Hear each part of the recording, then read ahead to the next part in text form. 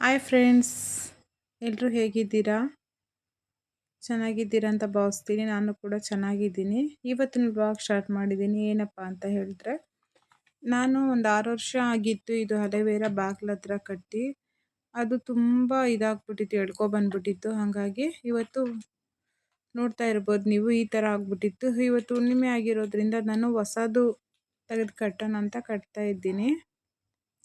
ನೋಡ್ತಾ ಇರ್ಬೋದು, ಅದು ಫುಲ್ ಕಟ್ಟಾಗೋ ಥರ ಇತ್ತು. ಮನೆಯಲ್ಲಿ ಅದು ಕಟ್ಟಾಗಬಾರ್ದು. ಕಟ್ಟಾಗ್ದಿದ್ದಂಗೆ ನೋಡ್ಕೊಬೇಕು. ಆಲ್ರೆಡಿ ಆದ್ರೂ ಚೆನ್ನಾಗಿ ಸಿಗುತ್ತೈತೆ ಕಟ್ಟಾಗೋಂಥ ಮೂಮೆಂಟ್ ಇದ್ರೂ. ನಮ್ಮ ಮನೇಲಿ ನಾವು ಯಾವ ಥರ ಬೆಳಿತೀರೋ ಈ ಅಲೋವೆರಾನು ಅದೇ ಥರನೇ ಬೆಳೀತೈತೆ.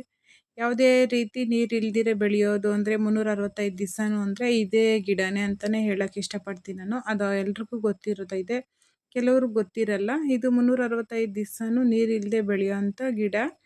ಇದನ್ನ ಕಾಲಬಂದ ಅಂತ ತೆಲುಗುದಲ್ಲಿ ಅಂತಾರೆ, ಕನ್ನಡದಲ್ಲಿ ಕೂಡ ಒಳ್ಳೆ ಕತ್ತಳೆ ಅಂತಾರೆ. ಇದರ ಒಳ್ಳೆ ಗುಣಗಳು, ಲಕ್ಷಣಗಳು, ಒಳ್ಳೆ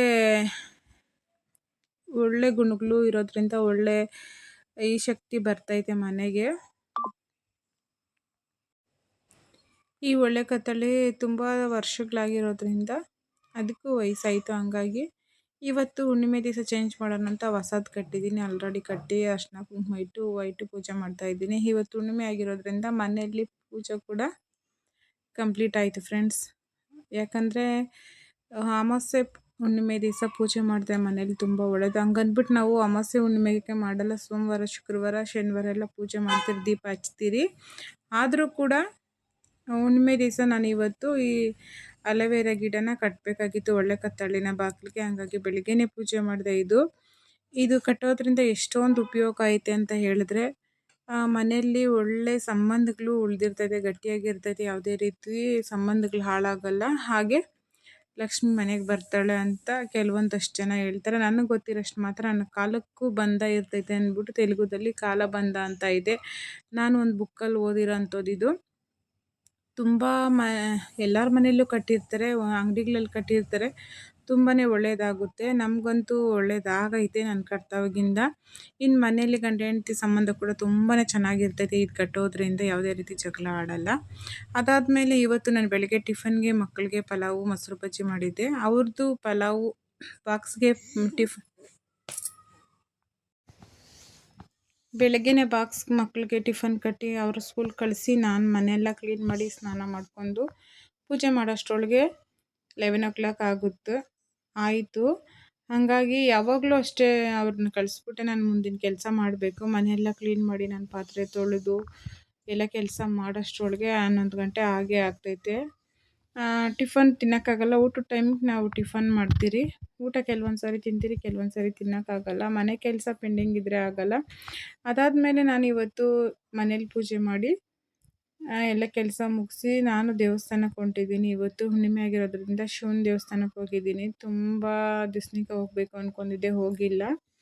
ಹುಣ್ಣಿಮೆ ದಿವಸ ದೇವಸ್ಥಾನಕ್ಕೆ ಹೋದರೆ ಒಳ್ಳೆಯದು. ಅದು ಶಿವನ ದೇವಸ್ಥಾನಕ್ಕೆ ಹೋದರೆ ಅಂತೂ ತುಂಬಾ ಒಳ್ಳೆಯದು. ಇವಾಗ ಯಾಕಂದರೆ ಕಾರ್ತಿಕ್ ಸೋಮವಾರಗಳಾಗಿರೋದ್ರಿಂದ ಸ್ಪೆಷಲ್ ಪೂಜೆ ಥರನೇ ಮಾಡ್ತಾರೆ. ಬಟ್ ಕೆಲವರು ದೀಪ ಹಚ್ತಾರೆ, ಕೆಲವರು ನಾರ್ಮಲ್ ಪೂಜೆ ಮಾಡಿಸ್ಕೊಂಡು ಕೈ ಮುಕ್ಕೊಂಡು ಹೋಗ್ತಾರೆ. ನಾನು ಕೂಡ ದೇವಸ್ಥಾನಕ್ಕೆ ಹೋಗಿ ಇವತ್ತು ಕೈ ಮುಕ್ಕೊಂಡು ಬಂದೆ. ತುಂಬ ಖುಷಿ ಆಯಿತು. ಈ ದೇವಸ್ಥಾನಕ್ಕೆ ಹೋದರೆ ಒಂಥರ ಮೈಂಡ್ ಫ್ರೆಶ್ ಇರ್ತೈತೆ ನನಗಂತೂ. ನಮ್ಮ ಮನೆಯಲ್ಲಿ ಎಲ್ಲರೂ ಫ್ರೀ ಇದ್ದರೆ ನಾವು ದೇವಸ್ಥಾನಕ್ಕೆ ಹೋಗೋಕೆ ಪ್ಲ್ಯಾನ್ ಮಾಡ್ತೀವಿ. ತುಂಬ ಅಂದರೆ ತುಂಬ ಪ್ಲ್ಯಾನ್ ಮಾಡ್ತೀವಿ. ದೇವಸ್ಥಾನಕ್ಕೆ ಮಾತ್ರ ಬೇರೆ ಎಲ್ಲೂ ಹೋಗೋಕ್ಕೆ ಇಷ್ಟಪಡಲ್ಲ. ಇನ್ನು ನಾನು ಶಿವನ ದೇವಸ್ಥಾನಕ್ಕೆ ಹೋಗ್ಬಿಟ್ಟು ಬರಬೇಕಂದ್ರೆ ಸ್ವಲ್ಪ ಫ್ರೂಟ್ಸ್ ಬೇಕಾಗಿತ್ತು, ಹಾಗಾಗಿ ತೊಗೊಬರೋಣ ಅಂತ ಹೋಗ್ತಾಯಿದ್ದೀನಿ. ತರಕಾರಿ, ಫ್ರೂಟ್ಸ್ ಎಲ್ಲ ಬೇಕಾಗಿತ್ತು. ಮಾರ್ಕೆಟ್ ಹತ್ರನೇ ದೇವಸ್ಥಾನ ಇದ್ದಿತ್ತು, ಹಾಗಾಗಿ ಮಾರ್ಕೆಟ್ಗೆ ಹೋಗಿ ಬರ್ತೀನಿ. ಸೀತಾಫಲ ಮತ್ತು ಆಪಲ್ಲು ಹಣ್ಣುಗಳೆಲ್ಲ ಬೇಕಾಗಿತ್ತು. ಹಾಗಾಗಿ ನಾನು ಕೂಡ ಇವತ್ತು ಫ್ರೂಟ್ಸ್ ಸ್ವಲ್ಪ ತಗೊಂಡು, ತರಕಾರಿ ತಗೊಂಡು ಸೀದಾ ಮನೆ ಕಡೆ ಬರ್ತೀನಿ. ಏನಂದರೆ ನಾವು ಡೈಲಿ ಫ್ರೆಶ್ ತರಕಾರಿ ತಗೊತೀನಿ ನಾನು. ಯಾವುದೇ ರೀತಿ ಫ್ರಿಜ್ಜಲ್ಲಿ ಇಡಲ್ಲ. ಫ್ರಿಜ್ಜಲ್ಲಿದ್ದರೆ ಆ ಟೇಸ್ಟೇ ಹೋಗ್ಬಿಡ್ತೈತೆ. ಹಾಗಾಗಿ ಮನೆಯಲ್ಲಿ ಯಾವಾಗಲೂ ಅಷ್ಟೇ ತರಕಾರಿ ಸ್ಟಾಕ್ ಇಟ್ಕೊಳಲ್ಲ, ಫ್ರೆಶ್ಶಾಗಿ ತಂದು ಹಂಗೆ ಮಾಡ್ತೀನಿ. ಕೆಲವ್ರಿಗೆ ಹತ್ರ ಇರ್ತೈತೆ ಮಾರ್ಕೆಟಿಗೆ, ಕೆಲವ್ರು ದೂರ ಇರ್ತಾರೆ. ಹಾಗಾಗಿ ಕೆಲವರು ಫ್ರಿಜ್ಜಲ್ಲಿ ಇಟ್ಟು ತಿಂತಾರೆ. ನಾನು ಫ್ರಿಜ್ಜಲ್ಲಿಟ್ಟು ಯಾವುದೇ ಕಾರಣಕ್ಕೂ ತಿನ್ನಲ್ಲ. ಅದಾದಮೇಲೆ ಮೀಶೋದಲ್ಲಿ ಒಂದು ಆರ್ಡ್ರ್ ಮಾಡಿದ್ದೆ ನಾನು. ಈ ಗಿಡ ವಾಸ್ತು ಗಿಡ ಅಂತ. ಒಂದು 15 ಡೇಸ್ ಆಗಿತ್ತು, ಬಟ್ ಇವತ್ತು ಬಂದಿತ್ತು. ಬಂದು ನೋಡೋಷ್ಟರೊಳಗೆ ಈ ಥರ ಇತ್ತು. ನಾನು ಬೌಲ್ ಸಮೇತ ಕೊಡ್ತಾರೆ ಅಂದ್ಕೊಂಡೆ, ಬಟ್ ಬೌಲ್ ಕೊಟ್ಟಿಲ್ಲ.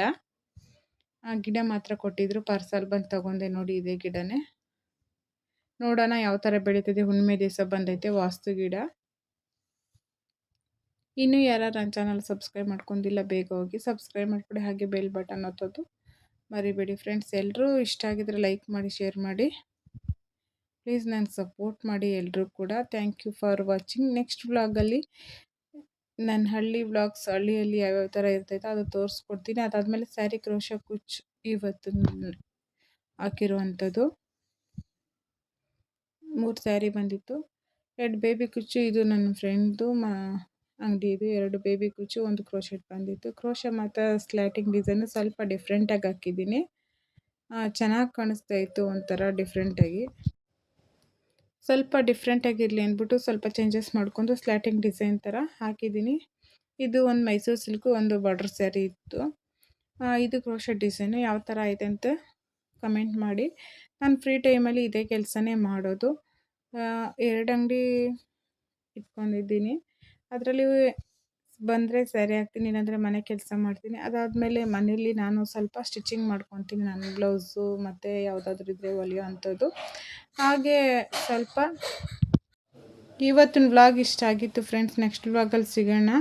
ಡಿಸೈನ್ ಯಾವ ಥರ ಐತೆ ಅಂತ ನೋಡ್ಬಿಟ್ಟು ಒಂದು ಕಮೆಂಟ್ ಹಾಕಿ. ನನ್ನ ವ್ಲಾಗಲ್ಲಿ ಹಳ್ಳಿ ಲೈಫ್ದು ಇರ್ತೈತೆ ಮತ್ತು ಸ್ಯಾರಿ ಕ್ರೋಶ ಕುಚ್ಚು ಇರ್ತೈತೆ. 2 ಮಿಕ್ಸು, ಎಲ್ಲ ಥರ ಮಿಕ್ಸ್ ವ್ಲಾಗೆ ಅಂತ ಹೇಳ್ಬೋದು ನಾನು.